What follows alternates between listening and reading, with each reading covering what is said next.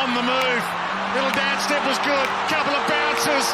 Can take it himself and launch long. Inspirational. Time ticking away. Stop it. For Silvani. What about that? Mackay. Two in a minute. And they are dancing now, the Blues. Almost Mackay. Walsh, here he is. Straightens up and has delivered. Is there nothing this young man can't do? Hello and welcome to the Navy Blue Corner. I'm Ian, joined as always by my good mate Lockie. And Lockie, mate, how are you going and how is the off-season treating you? Missing Blue Baggers chat, mate. So it's good to be back. I'll be honest, I actually haven't been dabbling a whole lot in this final series. Not trying to be salty about it, but just, I've just lost a little bit of that passion for the rest of the league right now. But I'm keen to be talking Blues. What about you? Yeah, it's understandable. Look, I've been watching every single game, but I mean, they've been good to watch, but it's that hard bit. I think I messaged into our little group chat the other day saying, God, I wish we were out there, and it does hurt to watch. So I totally understand that one. But that's why we're here to bring you guys some Carlton content, because no one else is really talking about us at the moment. So look, let's dive into this. But I think just before we get stuck into the list analysis, I just wanted to kind of say that this episode won't really be going into like heaps of the trade and free agency talk. That's going to be covered in our trade period preview episode that will come out over the next couple of weeks. Basically, in order for us to discuss the potential moves and who comes in, we have to dissect the list first. We need to see where we're at. We need to find the issues, outline the gaps that we do need to fill. So that's what this episode is about. And so, I guess there's also been... I need to say that there is going to be quite a lot of data going on in these off-season episodes. So if you are traditionally listening to this on your streaming services and you struggle with all the content that's coming at you, we are on YouTube, so feel free to head over to that. I'm going to have plenty of lovely visuals on screen to break down the information a little bit easier. But that's enough of me talking, Lockie. Let's get completely stuck into this one. Because I want to look at the list at the end of the 2022 season. Give me a second. Let me pull this up for all the lovely viewers here. Here we go. So this is the list as it stands. And look, I'll give a bit of a breakdown as to how that is at the moment, because the list as it stands with all the players out of contract, there is a total of 35 players on the list, 29 on the senior list, 5 Category A rookies, and 1 Category B rookie, which leaves us with 9 spots left, as the maximum you can have on your list is 44. So there's quite a lot of spots still available, but there has been some big moves already that we have made. So I think we need to get through all the players that were out of contract and have potentially been moved on already. And I kind of want to get your thoughts. So the players that have been delisted are Liam Stocker, Luke Parks, Tom Williamson, Jack Nunes, Oscar McDonald, and Will Hayes. Lockie, let's kind of go through, I guess, all of them. I want to get your opinion. Should we have delisted them? Should we have kept them? And maybe a bit of that reasoning. So if you want to start off with Liam Stocker, feel free. Yeah, it'll be interesting to look back on this when the off-season is complete to see what kind of moves they had in mind or what they were striving for. I mean, starting with Stocker, though, I think personally, with what I know, I would have preferred to keep him, and there was still opportunity for him to grow, but I can understand the reasoning why they didn't. Yeah, 100%. And I think we kind of touched on that a little bit sort of like last week as well, like why we probably got rid of Liam Stocker. And the more I think about it, I totally understand it. And we'll probably touch on that when we get to our depth chart, talking about the players ahead of him. But it's a tough one. It's a very brutal move, one that shocked me. I thought he was going to get another year. I would have probably liked to have seen if we could develop him a little bit more. But if you're looking at the team at the moment, where's he getting into that midfield, particularly if he doesn't have this tank, and the fact that we've never seen him play that midfield. You look at his defense, he's not tall enough to be that intercept. He's not fast enough to be that rebound. Has he been the greatest one-on-one lockdown? Like, I'm just not sure where he fits in. And there's probably too many players ahead of him. So it kind of makes sense there. Next one is Luke Parks, Lockie. He showed a couple of good signs there that kind of excited us when he had a bit of an opportunity. But I think at the end of the day, I don't think the ceiling was ever super high for him. So I think it makes sense that he was delisted. Yeah, I do too. It's a stiff one, but probably didn't show enough at the level. And sometimes when you fuse into the system and you haven't really shown it, you need to make way and bring in the next crop of youngsters. Next one is Tom Williamson. Yeah, well, I mean, I feel like he's separate to this a little bit just because of the what was potentially going on in his life, mid season. So yeah, it's probably a bit out of our range to comment, I guess. Yeah, I definitely for those sort of reasons. I guess if we're talking pure football on it, do you think you would have re-signed him if he was still, I guess, showed what he showed the year prior? I think if we're saying that we can understand why Stocker was delisted, I would have Williamson below Stocker. So to that logic, I would say still delist, just on what we know. Yeah, I agree. If he wasn't taking that step, he's had enough years to kind of develop and show enough. And we've probably got too many players that have moved past him. Jack Nunes, a staple almost of, it seems like every coach loved a Jack Nunes, loved getting him in there. One that played a lot of footy this season. What did you make of the delisting? That's the interesting element of it, just how much footy he played. And there was plenty of times during the season where we were impressed with the output that we were getting. I guess it makes sense in terms of the age profile. One of the eldest guys on the list. It's hard for me to comment on this one, not knowing what is going to be coming in, which I know you're going to be breaking that down later in this episode. I'll say yes, it makes sense to delist him. Yeah, we're talking about Liam Stock. We're talking about some stiff delistings for what he brings you. Probably a little bit harsh of a delisting. Yeah. We know he's not going to be that high ceiling player. He is what he is. He's a 6 out of 10 every single week. Was a fine role player for us. If you're looking at the age demographic and you're thinking we need that experience, then maybe you're thinking, well, should we have kept him because he was one of our older players? But was he the best experience that we could get? Is he someone that's been there, done it, that he's really bringing the other guys forward? I'm not sure. He's sort of that fringe kind of player. He could definitely do a job, but I think I've always said with him, it's been the big harsh thing I've said all time since we've had him is, well, can someone else just come in and sort of take that next step because the ceiling's not there? And that's kind of the case here, particularly with, I guess, a Blake Acres potentially coming in. It looks quite likely on that wing. He probably loses that spot. So let's go someone younger with a higher ceiling. Next one is Oscar McDonald. Similar kind of ceiling issues, I guess, for McDonald, but he wasn't able to get on the park nearly as much as Nunes. I think we were sitting here a year ago probably saying that McDonald would be delisted. So nothing's really changed from that. Yeah, started the year best 22, but with another season of that debilitating back injury, you kind of have to cut your losses. Defense has been where all our injuries have happened. It looks like they've taken, a Sam Durden, who's maybe a bit more durable over him. You just have to accept that. If he's not playing, what do you do? And lastly, Will Hayes. Yeah, he's a bit one of the sadder ones, I feel, just because he got that little taste of it and did a couple of things that we were like, okay, here we go. And he was named in the All-Australian VFL team across the weekend. But again, we're going to get into it with your depth chart. Where, like, who's he jumping over to get into this team? And is that scope for improvement still there for him? It's hard to argue that there is.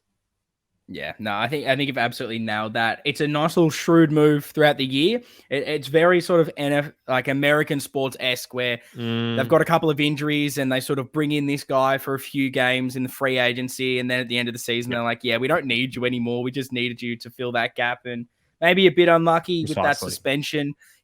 Who knows what could have happened if he played more games. But yeah, I'm happy that we're making these brutal list calls and hoping that it means that we're bringing in some high caliber footballers. So we clearly have re-signed a bunch of guys.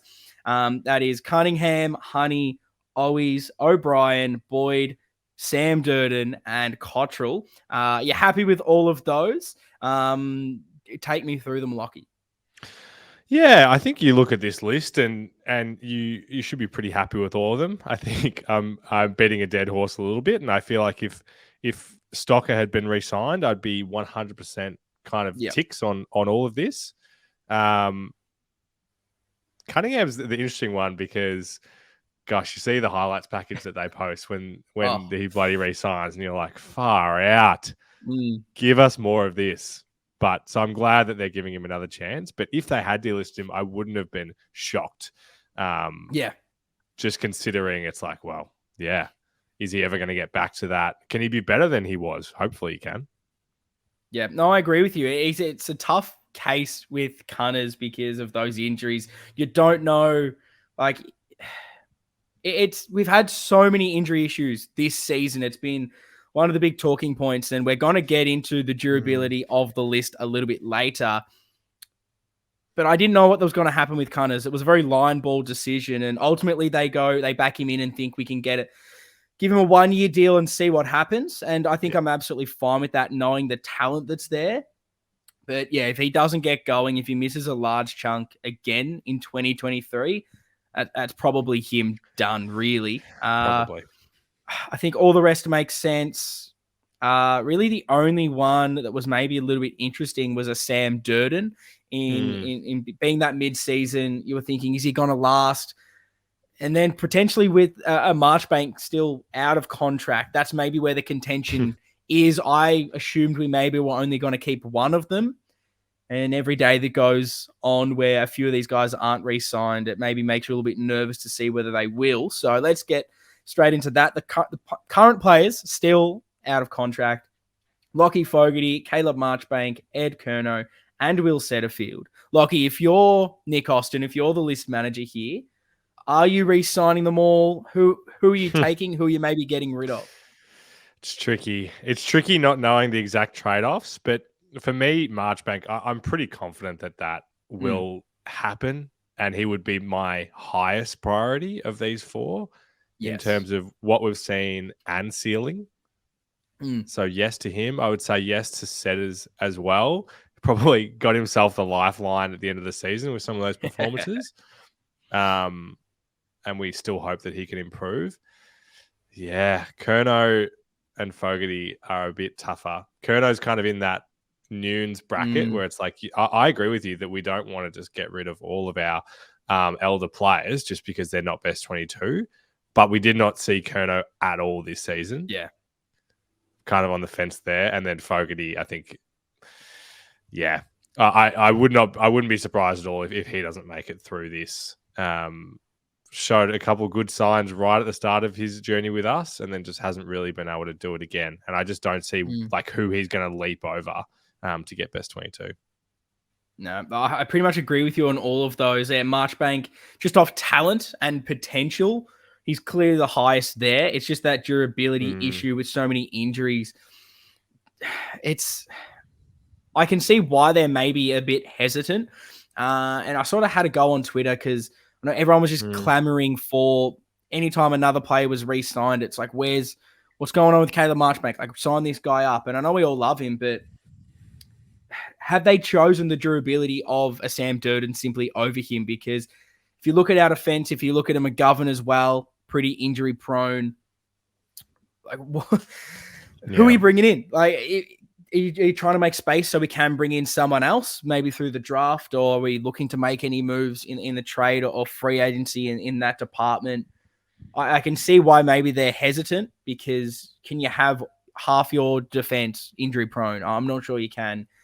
But yeah, if you're giving Cunners 1 year, I think of at least being able to see something this season and know that Marchbank still has it from those games he played, particularly late.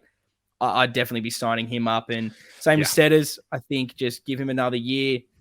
Fogarty, I hate using this term. I hate being so negative, but I just see him so much as a list clogger. Like, what is his great attributes? What's his best position? There's so many people ahead of him. I'd much rather us take a flyer in the bloody 4th or 5th round of the draft than give him a go, honestly, because I just don't think he's got that potential, even though he is still young. And then Ed Kerno, he's pretty much like a free hit of a guy that can be a bit of a coach, set some standards. But again, it's those injury issues that worry you. But maybe we might have too many list spots available if we don't keep him on for another year.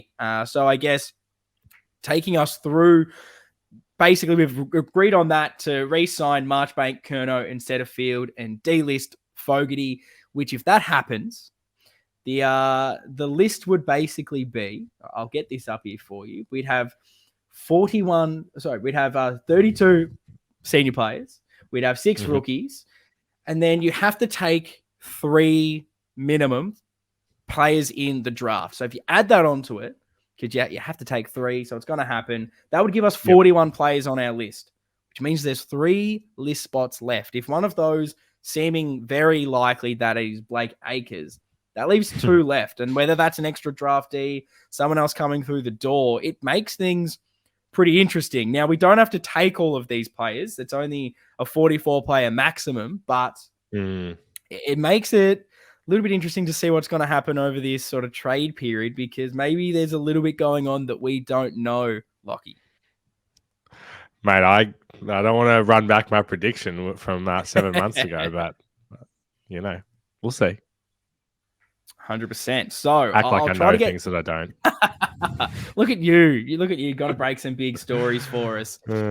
One day. Are you the trade whisperer? Is that what's going on? Ian. How dare you?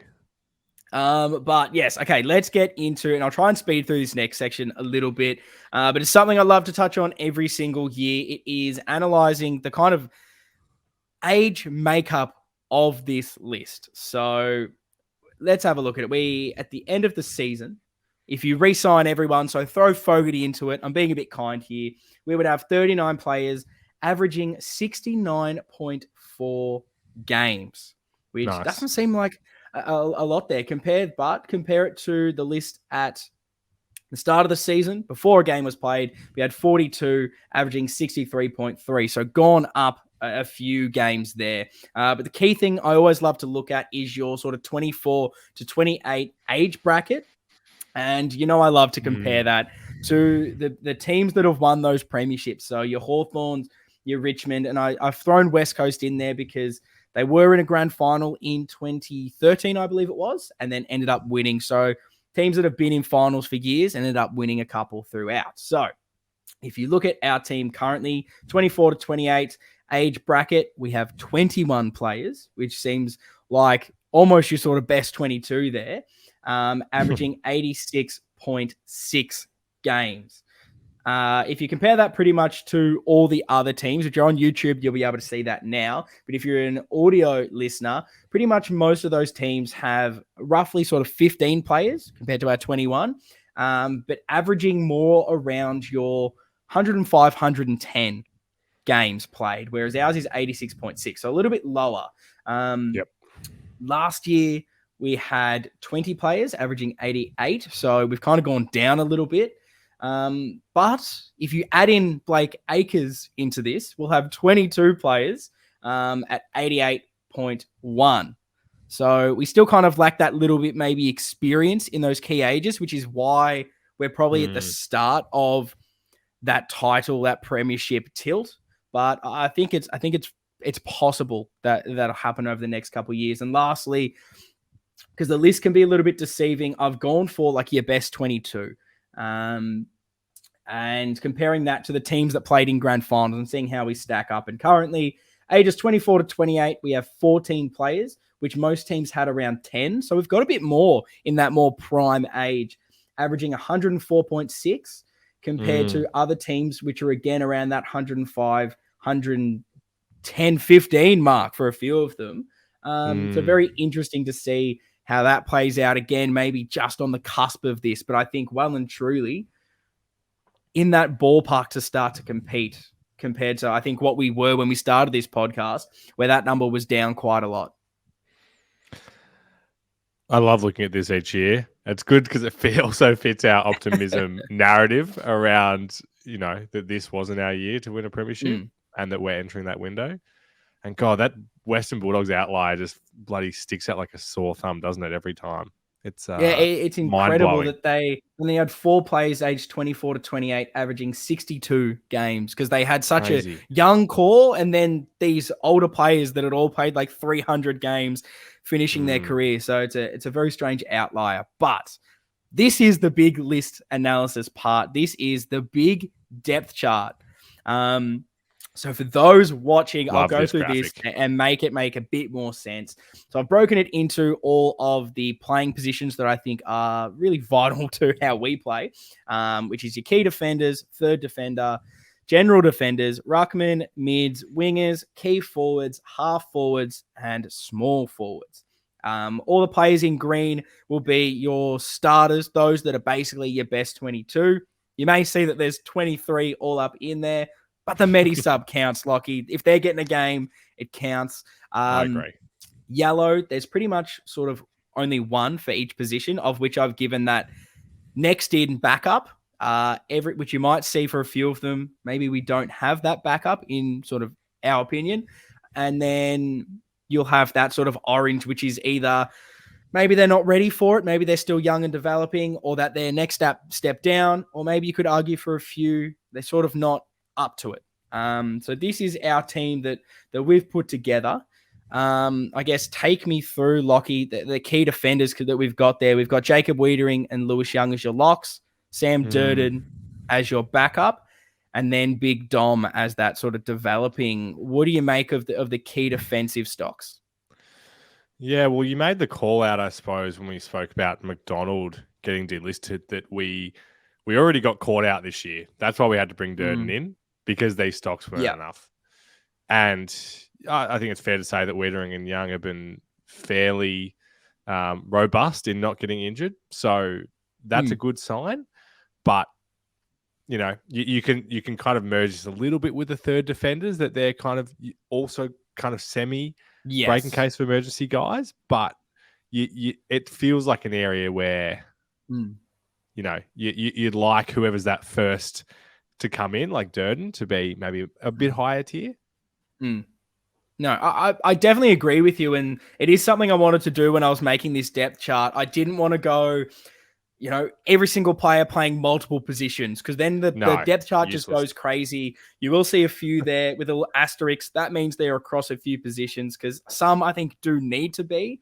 But obviously, your McGoverns, your Marchbanks can play as that definitely key defender, but I just thought that this made it a little bit easier to look at, which we'll touch on that third defender, which McGovern is the starter, Marchbank is the next, and then the two sort of below that are your Plowman and your Kemp, mainly because Plowman's not really that intercept. Brody Kemp is sort of that, we don't know just yet. He's sort of still developing, and I think you've sort of nailed it with what you said about Durden, where we seem to have quite a lot of players, but we're probably still one caliber short, because you've got your McGovern injury prone, Marchbank injury prone. Do we need someone else to come in that maybe you trust a bit more than a Durden? Because you can kind of float a few of these guys. You could maybe bring in X player that is at higher standard. He plays lockdown, and then Young or Wiedering could play as that interceptor and move it around that way. I do think that we're probably one short in key defense at this stage, and I don't necessarily think that's a young developing player. I don't know how you feel. I think it needs to be a bit more of a step up from what Sam Durden is.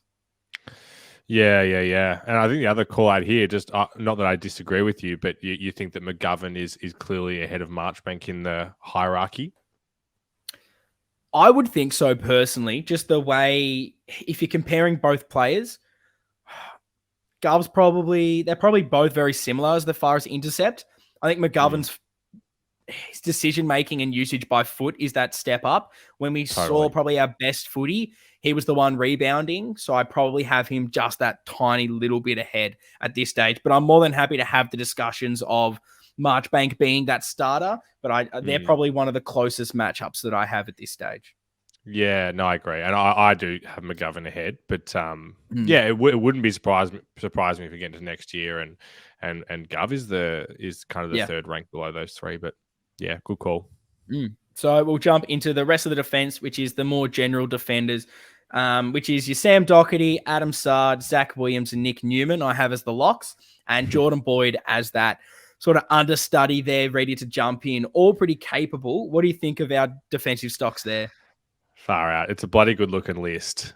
And they all feel like they're in that right age profile for where we're at. And my man Boydie, I never doubted him for a second. But he's come a long way, which is great to see. And I'm comfortable with him being that the fifth guy that is the guy to come in case one of these guys go down. And this is where, and I hate to keep harping on about it because I feel like I'm bearing the guy, which is not what I want to do. But when I looked at this, I felt Stocker was such a drop below all of those guys in what they kind of bring.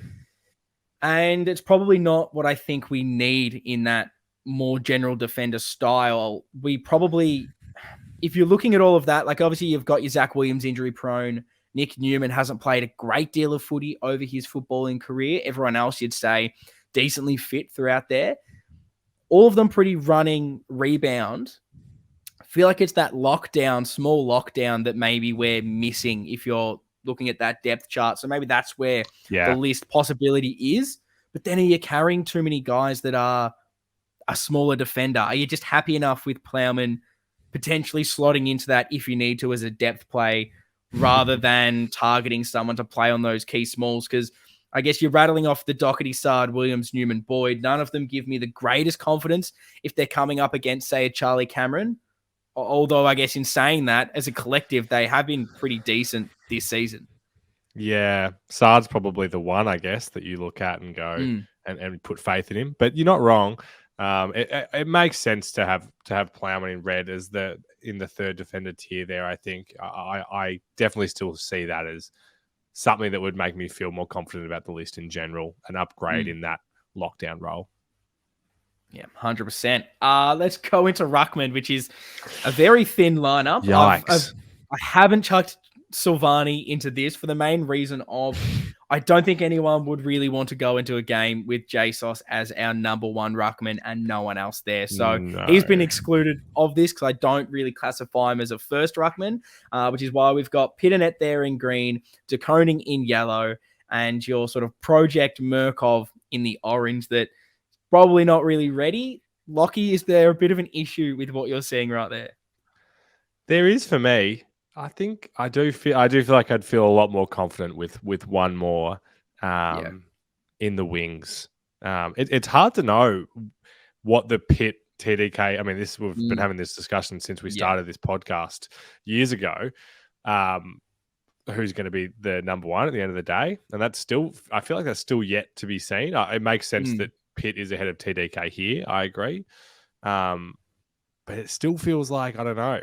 Either bringing in someone experienced as that break in case of emergency or someone maybe a bit less raw than Murkov, but on the younger side.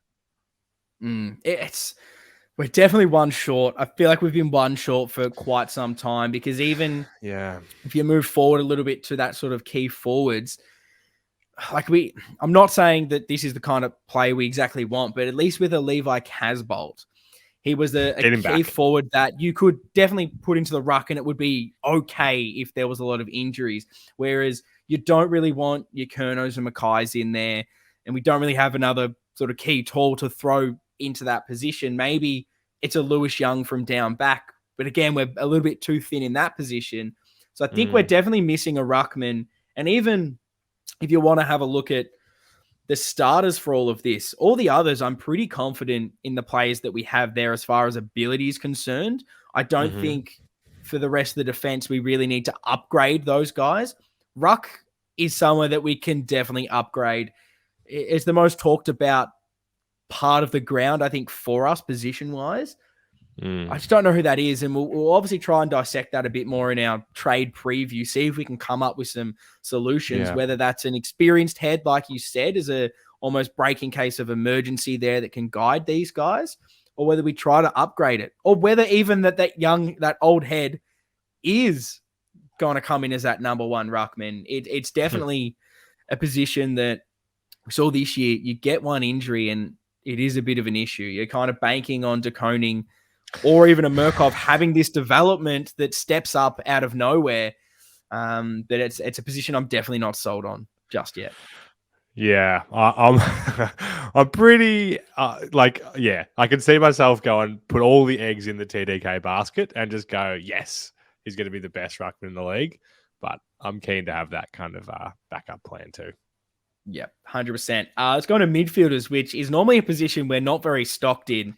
But I think this is one of our best now. You're looking at Cripps, Walsh, Hewitt, Kennedy, and Chera as your starters.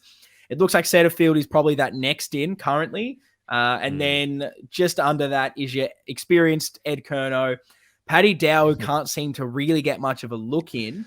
And then I've thrown Jack Carroll in there as an option that can kind of play through midfield as well.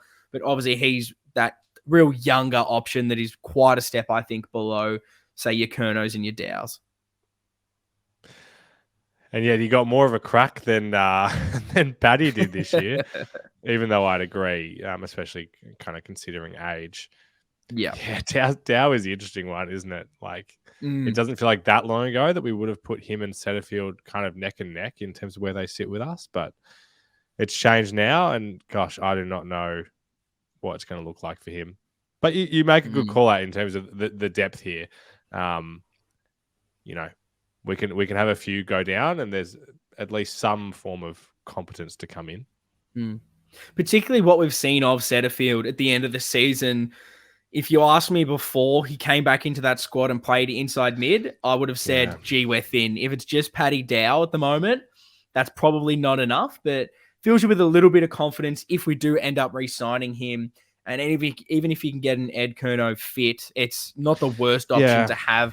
We know his limitations, but he's a hard runner, and those contested guys are always okay to have. Do you think that there's any maybe kind of dynamic missing in the midfield makeup with those players? Is there something that you think's missing, whether it's we need another hard edge, where we need a bit more of an outside player? Anything that you think we need to add to that if you were to bring in an extra player? It feels like the speed element is the thing that we've been calling out for a while. Yeah. I mean, like, who's fast there? Which of them is a fast guy? I don't think there is one. Like, it's obviously not Cripps, Kennedy, or Hewitt. You can, like, Chera's not really fast. He's skillful on that outside, but doesn't have pace. Walsh doesn't have pace. He just hard runs. Setterfield definitely not. The rest not. Like, you're kind of looking more at your Zach Fisher, who's maybe spent some time through there, or even a Cunningham that has a bit of a burst. Which I know, like, Paddy Dow has a burst, but again, none of these guys are that electric pace that I think you're probably alluding to, and that's my sort of big thing. And it's tough because the players that are really good at it, they're locked in at their clubs. You're not finding many players like that. It might have to be something we look at in the draft, I think. To add to that midfield. But I agree with you. That's probably the big thing that this midfield is missing to sort of take us on that next step forward. And it's funny to say because, like, when I look at the green guys there, Cripps, Walsh, Hewitt, Kennedy, and Chera, like, I feel comfortable and have faith in those five guys being that our premiership mix. Yeah. So where would that player fit in? Which is why I guess it makes sense that you say that it's more of a developmental thing, potentially a young guy. Yeah. And like, we're clearly playing such a heavy contested brand of football that I think, kind of like I just said just before, the player that comes in, whether it is that young player or probably more likely it's more your like Shea Bolton kind, where it's like he's a bit more half forward, maybe like your Zach Fisher. He can take another step next year where you give him just short spurts in the midfield to break the game open. I mean, like, it's not that he's that pacey player, but at least you can kind of throw that Doherty into that midfield mix as another player depth-wise. But who knows? I don't think it will be. No. But is that what we brought a Zach Williams in to be? Do you think that there's any chance that he gets a look in, even at just a couple of centre bounces throughout the next few years? Do you think that's something they'll even attempt? You know what? I don't think they will. Mm. And I wish they would. But just considering what we have here, we know that they like giving Fisher a go through there, like you said. I think it's likely that we'll bring in a young midfielder. Like that logic makes sense to me. So that's another guy to get some run there. I just don't. And from what we've seen over the 2 years with him in the team, it's kind of like Stocker. It's like there really hasn't been that much attempt to do it. So I'm going to say that no. But you know me, I love when we experiment with things and throw the magnets around when we need to. So I wish we did at least get a taste, but I'm not. I kind of want to count it out, and happy to be wrong on that. But I kind of agree with you. I think that what I'd love to see is, and we've always spoken about this, is like him on the wing because of a few attributes. And you're talking about speed, burst, sort of foot skills, being able to break a game open. That coming from a wide position would be such a great asset to have. The thing that makes you think he just couldn't do it is the wing. You almost need a better tank than you do to play like inside mid, because you're constantly back and forth, unrewarded running, which I just don't think he has, particularly with his durability. You probably don't want him running too much. You want him being a bit more of that burst player off halfback. And then does he have that capacity to stay wide and rather than getting drawn to the contest? I'm not 100% sure, but I do think that either him or Saad, there's like a cog that could be maybe better utilized with a bit more time. It doesn't have to be much, but just a little bit further up the ground, because they can just be so damaging. And if we've got so many of these players that can play that kind of half back, I feel like there's a capacity to change something and pull a different lever at some stage. And maybe that's a Jordan Boyd. Maybe he moves higher up the ground as well, because we know he has all those attributes too. Yeah. It at least gives you a bit more confidence in this depth, I think, with the range of options you described then, which is a positive for us. 100%. And it kind of goes into the next segment, which is the wingers. Let's touch on those. Currently, I've got the two starters as your Cottrell and O'Brien. We've obviously lost Nunes out of there. So probably the next winger that isn't already playing midfield, because I didn't want to double up this too much, because you'd probably say it's a Setterfield or a Walsh or a Chera. And I kind of wanted to leave those in another position. It's probably, Jack, Carroll, and Philp at this stage. You could maybe throw Fisher into there. Maybe if you wanted, say it's Cunningham, but out and out, just their position. If you're going to put everyone in one, it's probably Carroll or Philp, which I guess this is a very leading question, but is that our biggest area that we just don't have depth at this stage? No, we're fine. I think we're fine. Lock it in. Blakers, get him in there. Please.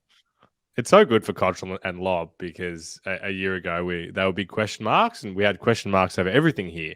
So at least I feel comfortable with them being options as best 22 guys. Yes.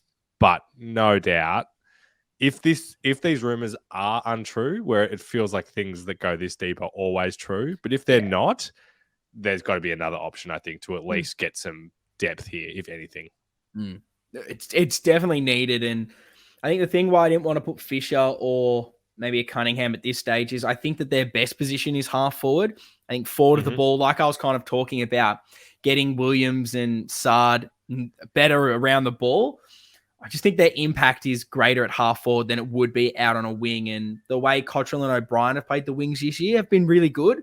But even the starters, we need to upgrade on those. We need such better winger, particularly because it's kind of the style we want to play. You look at like your Port Adelaide, and obviously Amon is moving, but the way they utilized him seems like Voss wants to emulate that as well, with that sort of inside contested ball with the midfielders. You need some pace on the outside, guys that can run all day. And obviously Blakers looks like that guy, would be that perfect Jack Nunes upgrade. But you add him into there, you still feel maybe one short in there. Yeah. A guy that can maybe play a couple of roles, but I guess, yeah, there's definitely winger is almost number one priority this off season, I'd imagine. I know this is probably discussions for down the track, but I have to ask you now because I'm interested. Yeah. Blakers comes in to the green there. Who goes to yellow? Oh, this is the hardest thing to answer. This is the hard thing. I've tried to do best 22s heaps. And at the moment, versatility. See, this is the thing. I'm so fencing because versatility-wise, it's Cottrell because he can play half forward. We've seen him hit the scoreboard. But probably better winger is O'Brien. So at this stage, I think I'd say O'Brien. Yeah, I'd agree with you. But yeah, someone could easily make a strong case for our man Cotters too.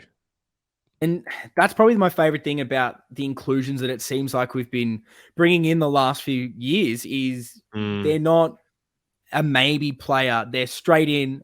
They're definitely in our best 22. Like you look at Hewitt, you look at Chera, what we've done with Zach Williams and Sards. All of these guys have come in and it's like they're upgrades. And that's definitely what we need at this wing position. But yeah, maybe we need to add a little bit more. Next position is key forwards. You've clearly got your Charlie Curnow and Harry Mackay in there, 2 Coleman medalists back to back. Can we throw someone else in there and see if we can get a third different player? Who knows? Maybe my boy Corey Durden finally repaid me with my season predictions. Gets a couple of snags.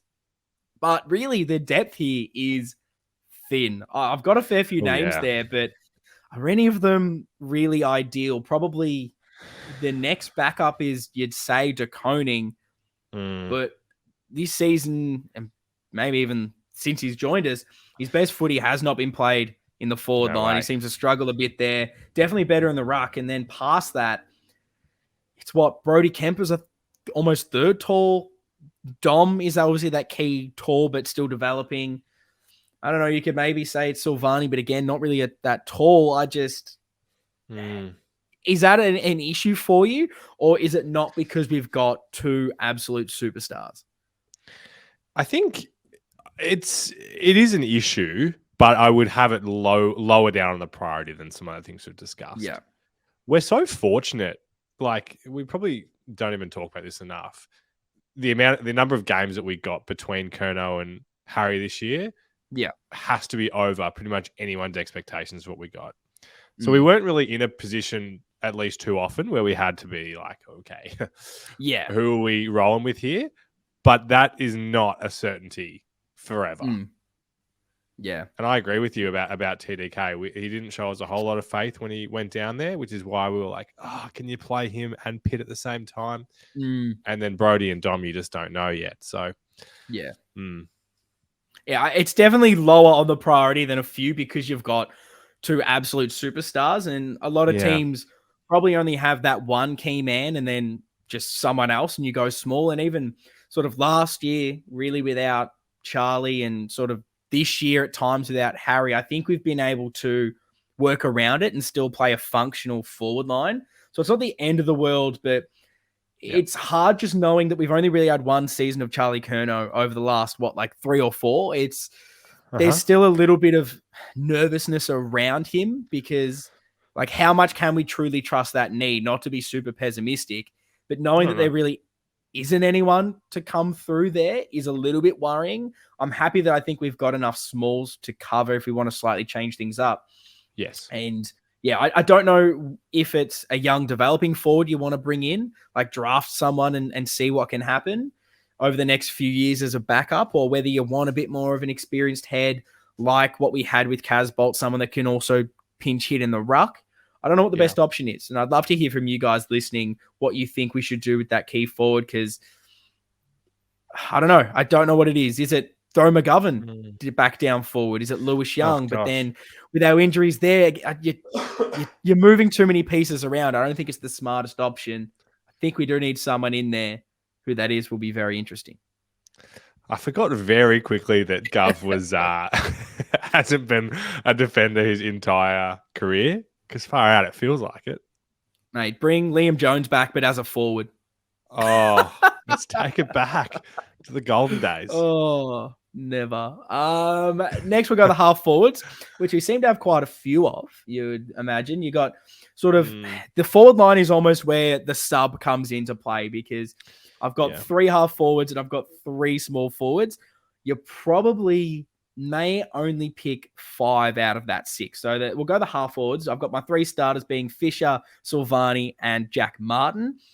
Next in is probably your David Cunningham, and then your understudy that we've seen play a bit of time there is maybe your Jack Carroll again. What do you make of the half forwards? Martin's the least exciting green name on this list for me in terms of security of him being a green guy. Yes. Like I don't know what Cunningham is going to look like at the start of next season. Or even if you want to call Honey a half forward, some people may put him in either.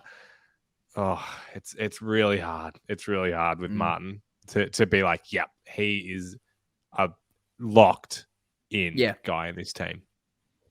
It's at his best, which we saw against Melbourne. We've seen it not many times, honestly, in his Carlton career. You go, this is perfect. This is a grand final match day winner. This is a guy that could out of nowhere kick 3 goals, and he can take a mark. He can pinch hit in the midfield a little bit, which we've seen. Yeah, but it's that durability. That's the big key issue with him. We don't know if he's going to even get through a game, let alone how many games he's going to play, and you just can't rely on that. Which is why I think there is room for someone else. I think Fisher's perfect. Silvani kind of plays a whole bunch of different roles. We've seen him as this half forward, but also pinch hitting in the ruck as the second.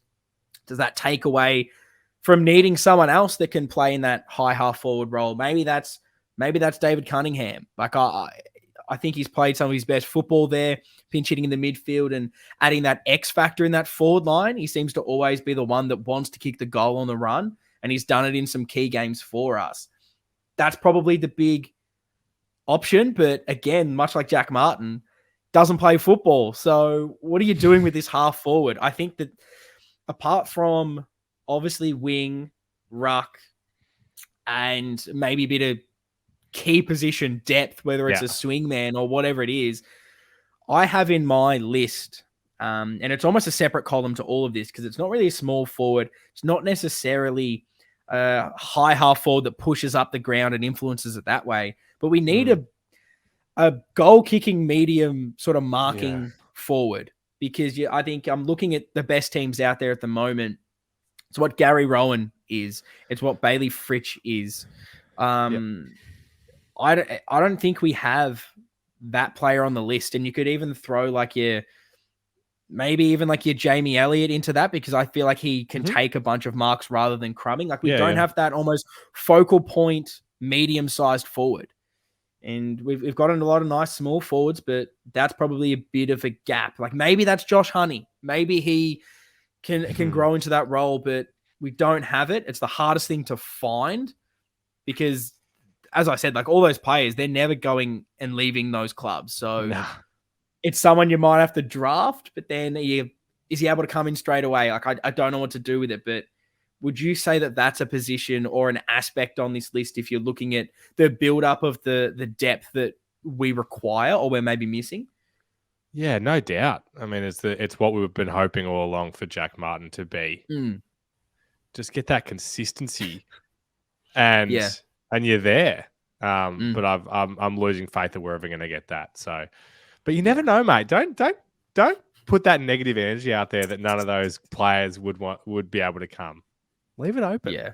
Who knows? Well, you were very I don't even know what the word is. Is it prophetic? I don't even know what it is. But you're great with these little 100%. Predictions at the start of the season. You're having these wild, vivid dreams about all these different things happening, whether it's grand finals, big fish coming to us. It's going to be very excited for this trade period to see if it comes true. Last category is small forwards, which we really have a plethora of at the moment. You've got your Motlop, Durden, and Owies as your starters, and then really Honey as that next one there. What do you make of that position for us? It's an interesting group, not an experienced group, is the obvious takeaway. Are you confident in their ability to continue to grow? I'm You'd like to definitely think so. confident. Yeah, I'm definitely confident from what I saw this year from Jesse Motlop. Probably the most exciting out of all three. And it was only his first season. I think we've got a player there that maybe he's not that marking player, but he's potentially that X factor there that how many times out of nothing did he create goals this season? Like your recency bias, you think about that Collingwood game in that third quarter where it looked like any time he got near the ball, it was going to be a goal. And that's something that you need. You need those match winners. Durden, he's shown some really good patches. Hasn't been amazing, but I do see really strong development for him there. Always has been serviceable. He's been really good with bringing that tackle pressure first and foremost, and he seems to be a really good set shot. It's probably the one that I'd like us to move past because I don't see the ceiling there, which is maybe a little bit harsh on him. I see the other two going higher, but it's maybe a gap in this list. And I don't think you necessarily need to bring it in, but if I'm looking and creating the most perfect list there, it's an Eddie Betts of 2 years ago needs to be in that squad to develop these guys and older head, a bit more experience in that forward line. It's why a lot of blue book baggers were sort of clamoring for a Luke Bruce to come into this team to bring that experience as a small medium forward. He's obviously re-signed, so that takes that one away. I don't think it's anywhere near priority, but if you were making if you could do whatever you wanted now, it'd probably be always out bringing in experienced, ready to go at the peak of their powers, small forward. It's also a debate that we had through the season about whether all three of those guys can be in the team at the one time. Yeah, so you kind of even that Bruce type isn't the same as these guys, where it's really like the crumbing pressure is everything. It's kind of adding that other little bit of an element is nice. So I agree with everything you say. And maybe that's an opportunity for a Durden or a Motlop to, over the next few seasons, push up the ground a little bit, whether they get more stints around the ball. I think we saw Durden do that maybe a little bit more in the Melbourne game. He sort of seemed to be around it a little bit more, just so these impact players. I think that there's definitely an option for that moving forward. Even Motlop, he excites me. And I remember listening to Luke Power chat before the Freo game over in WA. He sort of spoke to the fans there and said he was just amazed that not only could he do all those small forward things, but he had a tank. So maybe that is an opportunity for him to play a bit more high half forward. But I think as far as the stocks we have there for development over the next few years, it is definitely locked in. It's one of the stronger positions we have. It's just that it's maybe not ready right now. Yep. I like it. So I guess we sort of touched through them. Did you want to go through the sort of biggest needs you think that we have? Because this is what this episode's about. It's finding the holes in this list and the areas that you would like us to address over the trade, free agency, and draft period. Well, I think the biggest need would be winger. Yes. And then the biggest need for depth, I'd probably say ruckman. Yeah, because I agree with you. Just thinking about I'm trying to think of where would an injury or where would two injuries derail the season? Yeah. I mean, you could make arguments for a few lines with those two, but if Pitt and TDK aren't there, boy, oh boy, we're in strife. Yeah, you're bringing in Murkov. You're starting to ruin all the other lines. If you're bringing a Lewis Young into there, we don't want to see Jack just do it. So, as far as if you lose a player, you need those guys. And I think just quality of what our best is are the areas we need to upgrade. And the rest really is depth or finding those hidden gems, like I mentioned, with that sort of marking medium forward. I agree. Those two are the ones. And then it's probably just other key tall depth. Do you think that we're desperate? Because we've chatted about this a little bit and maybe why we struggled in the latter stages of the season. And it's mentioned with that Luke Bruce kind of player. Do you still think that we lack an experienced on-field leader? And do you think that that's something that we need to target this offseason to develop this group and make sure that collectively we're not panicking in any of these high-pressure situations? it's hard to balance that leadership quality with like the football output. Yeah. Because yeah. I guess the question is, how much does that leadership, like, say you had a player who was slightly like, or how much better does, say, always have to be than another forward who has those leadership qualities, if that makes sense. No, I get what you're saying, and it's that sort of trade-off of we get a slightly worse player on field playing wise, They're all, but they give you that experience, and it's an interesting thing because like you'd think we have a decent enough defense. Like Wiedering, you say is a leader. You've got McGovern that's played a lot of football he's played it like a grand final. You know what I mean? You've got Zach Williams that's played deep into finals. Sard's been around. Doherty was a captain for us. So you think there's enough leadership there. Midfield, we've got our captain. We've got a young Walsh. We've got Hewitt. Now, yeah, maybe not a lot of these guys have been there and done that. Maybe that's the issue. But I think in that forward line, we maybe don't have that calm head. And probably Bruce was that perfect guy that you could bring in for 1 to 2 years to help develop them. It's the hardest thing to find. You've got to find someone that is experienced, and most of those guys are just sticking around to help develop at the team they've played at for their whole career. So how do you get that out of there? And, can throw some names around. Like a lot of people wanting like maybe a Goldstein to come in and be that ruckman. It sort of solves a couple of issues while a De Koning develops. He's said he wants to re-sign at North, so you can't find that. I'd love to say, yes, bring that in. It's probably the most difficult position to find. I don't know who the player is out there.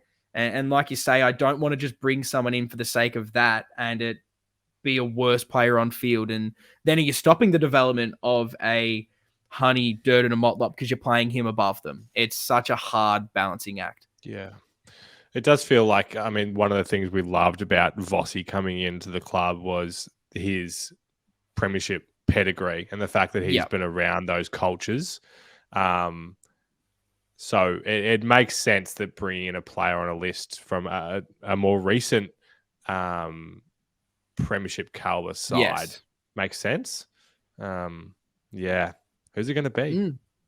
And that's an interesting point you sort of make there. We really went heavy on, I guess, experienced in the coaching ranks. We've got a head coach, 1 premierships. He's coached previously. Ash Hansen been one of the better assistant coaches. Hamill's been around, been a premiership player.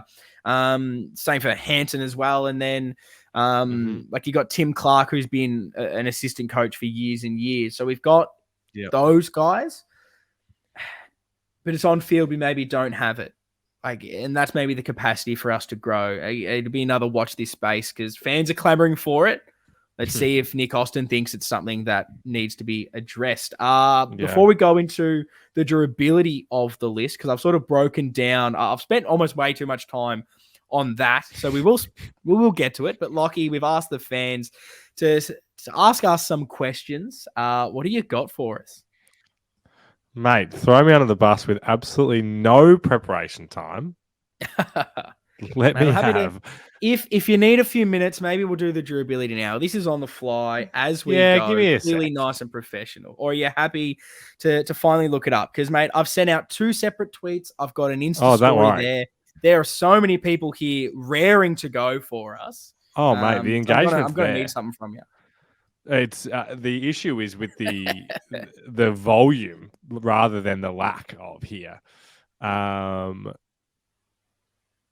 you trying to tell me that you don't think these questions are good enough, Lockie? The questions are great. See, what I'm trying to do here is split up what is about the list and what is about the future. You know, yes, there's lots of our questions about our man Blakers. Ewan's asked, where are we at with Ruckman? Do we need a third? If so, experienced or end of draft Ruffy. Do you want to give a thought on whether you think at the end of the day you'd rather an experienced or a draft Ruffy? Happy to touch on that. I feel because of the sort of age profile of our Ruckman, you've got like Pitt that's kind of hitting his peak, I guess you'd say, sort of mid-20s, De Koning early 20s, Murkoff being that developing. I think we've got enough developing at this stage. You need if you're bringing anyone in, it needs to be a ready-to-go body for me. I don't think it's worthwhile having that other depth play, someone that's not at that level. It's like, what are we bringing in another De Koning? I don't see the point in that if it's a depth issue. Because, yeah, if you're backing in De Koning to be that guy, if you're backing in Pitt to be that guy, which maybe Pitt is from what we saw before he did his knee against Freo, are you ruining the development by bringing in another one? So that's where I guess I'm on the camp of either you're bringing in an Andrew Phillips type that we had on the list, a guy that's serviceable, you bring him in for 1 year as just a break in case of emergency, or whether you look for that Goldstein-esque player of he can probably play a bit now, but he's definitely that leadership for us.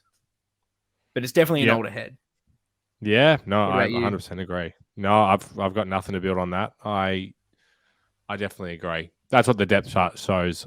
Depth chart shows, I think. Yeah. So, we've got a great question here from Emma Louise. Got a lot of traction on this one, which is we love to see. And we kind of touched on it, but it's got a nice little spin.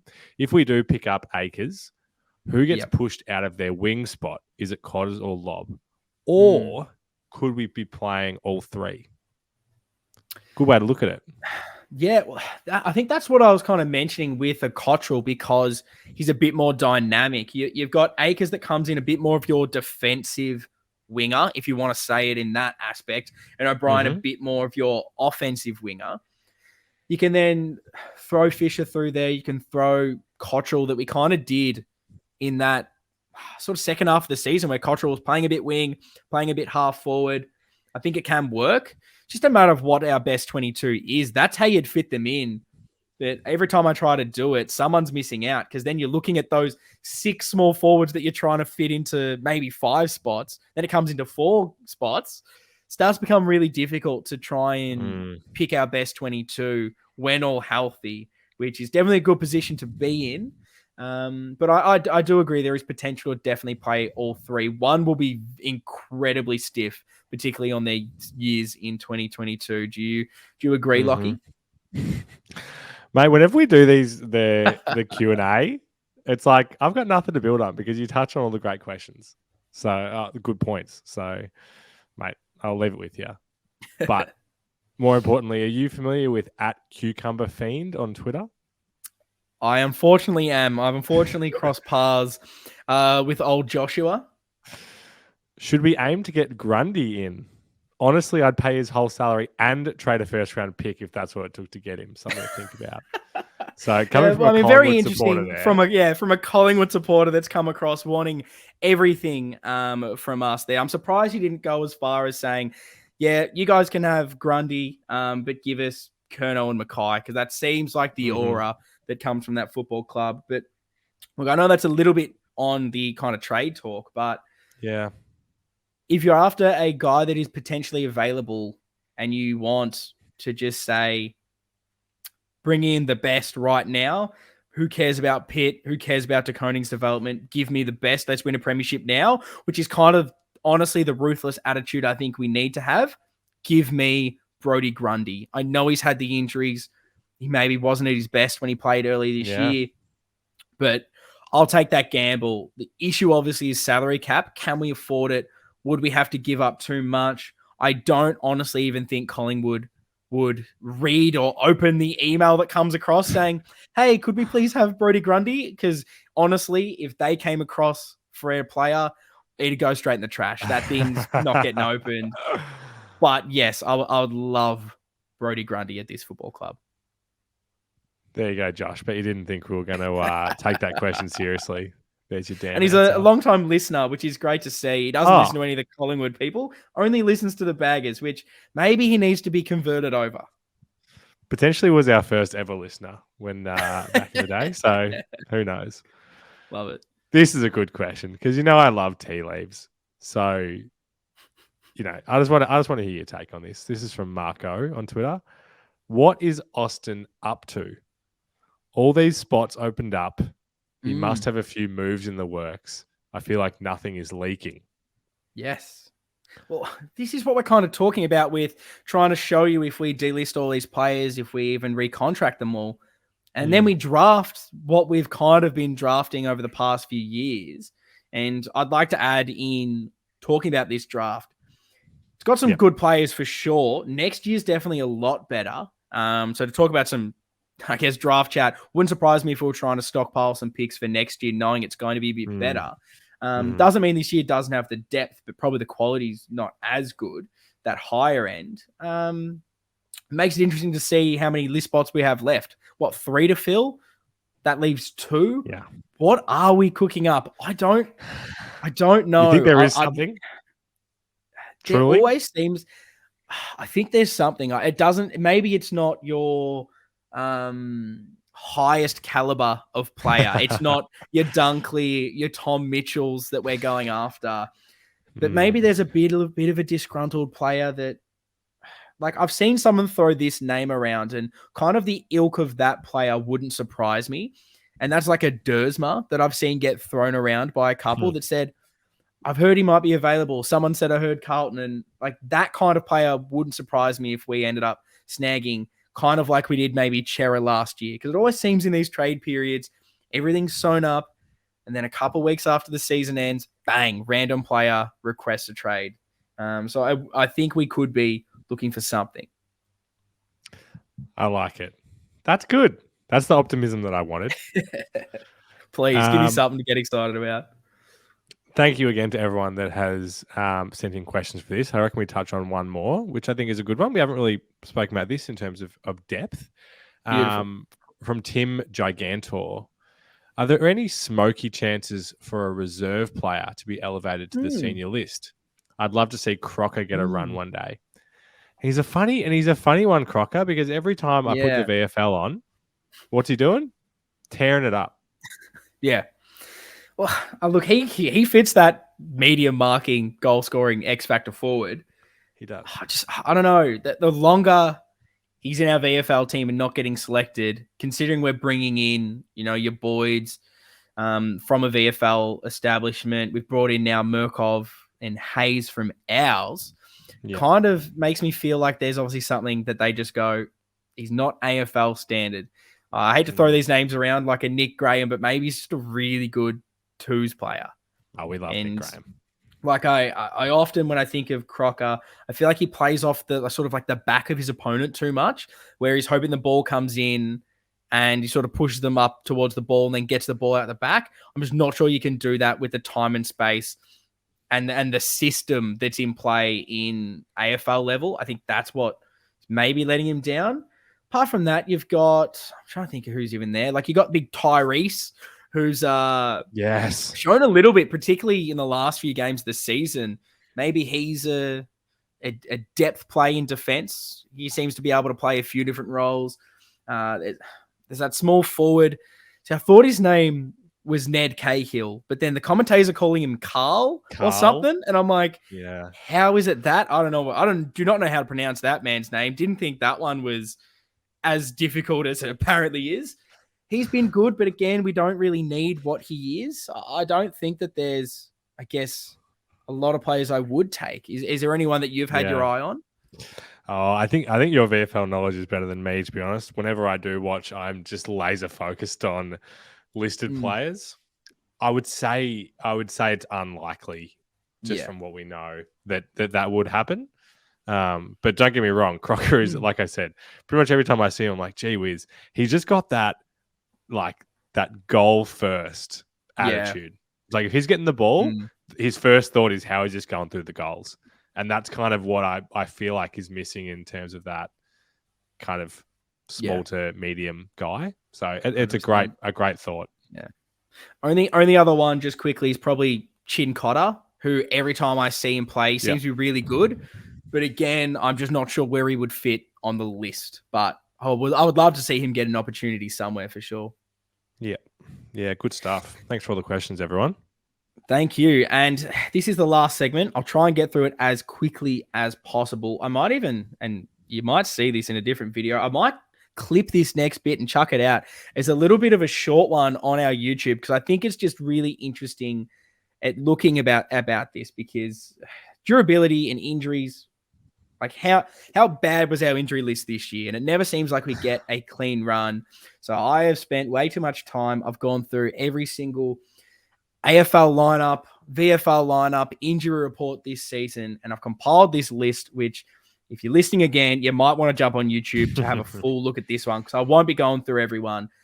But I wrote down how many AFL games they played, and that's including unused Medi-Sub, which I know Lockie hates, but it was a lot easier when there was a lot of numbers going around.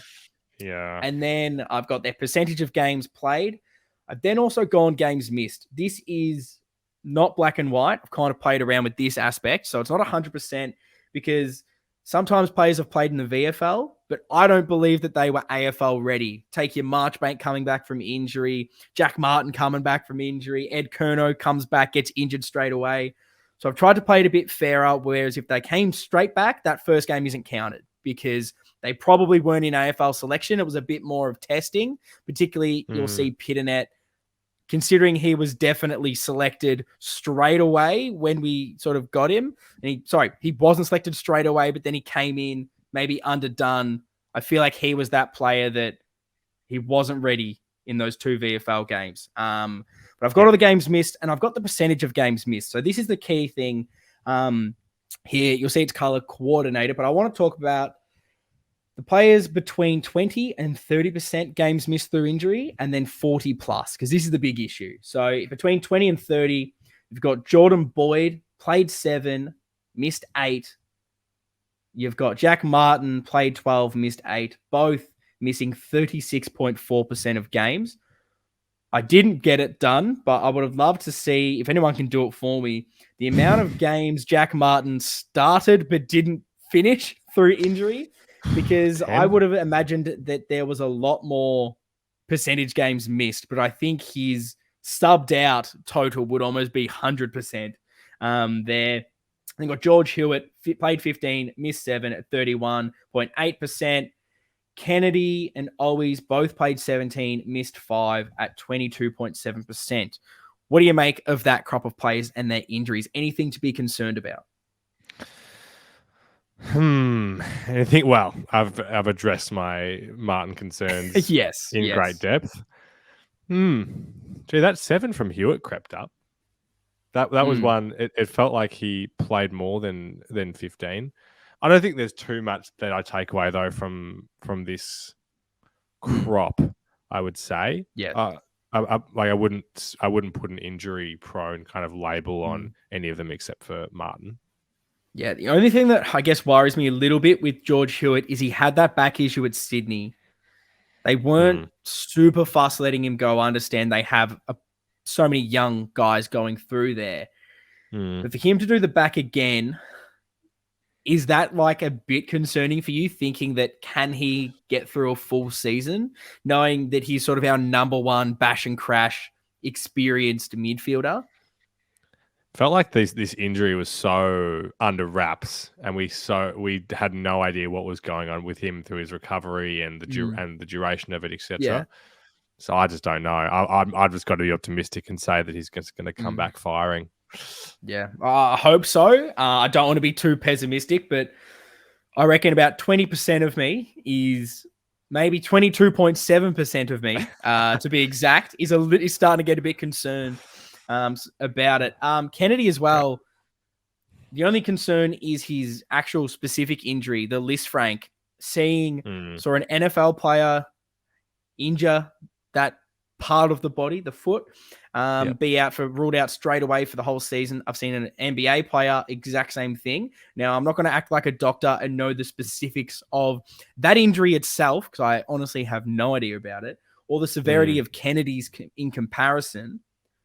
But again, a part of me is a little bit concerned, thinking if I've just seen 2 people injure this part of the body and be out for a year, and they're just saying Kennedy's going to be good for preseason, knowing our track record of announcing these time periods, there's a bit of cause for concern over Matt Kennedy.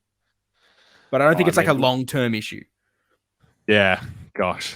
We've not to say that we've ever really had faith in terms of the diagnoses that go public for these kind of things. So that's 100%. Nothing new.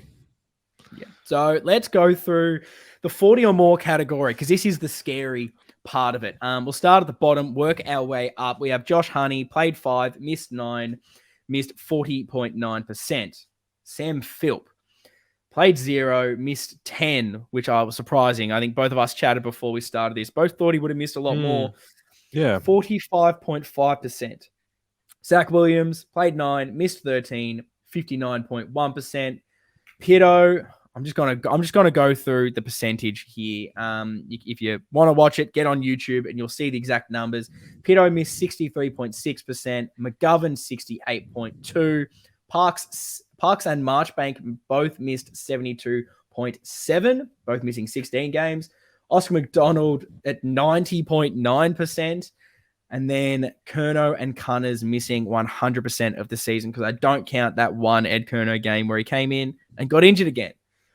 Is there cause for concern on any of those players and their durability? Does it hurt? Does it factor into the depth that we just spoke about? And maybe your plans in the trade period now that you've seen the percentage that has been missed this season?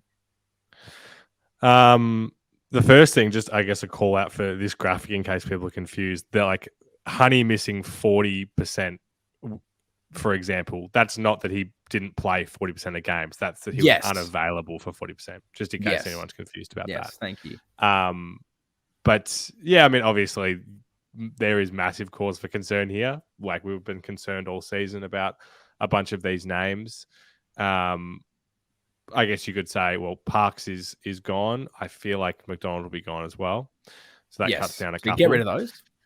But yeah, I mean, it always takes me back to the key defenders, I guess. Yeah. It hasn't felt comfortable in quite a while, the depth there. So maybe that kind of prioritizes that a little bit higher than earlier.